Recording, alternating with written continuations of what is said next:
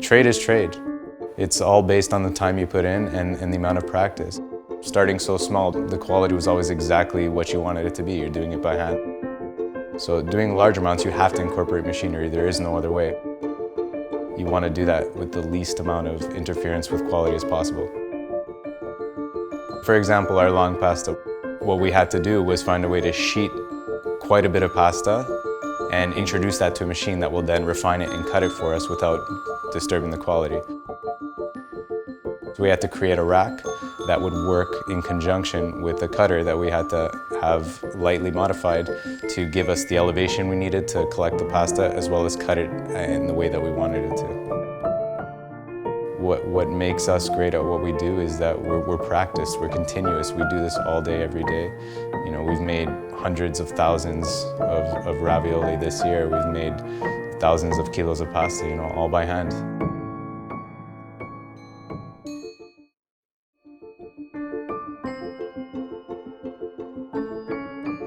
When chefs are using our products, I want them first and foremost to feel like they're using the best that they can possibly get. They're using pasta that has a lot of history behind it, a lot of skill, and a lot of love behind it. The use of ingredients, what they would say materia prima, it's the most important thing.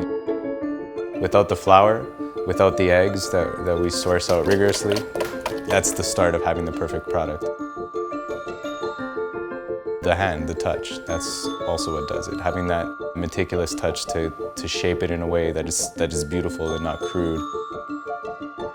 We think about the process from the minute it leaves here to the minute it goes to the plate. How it's going to cook for the chef, how it's going to store and package for the chef, how they're going to be able to cost it into their menus, and how their client is going to enjoy the product, going to sit down and look at that pasta, because we want that client at the end of the day to still look at that pasta and say, wow, this is the best pasta I've ever had. Tradition is very important to me. I almost adhere to it to a fault. It's what keeps the product true and integral.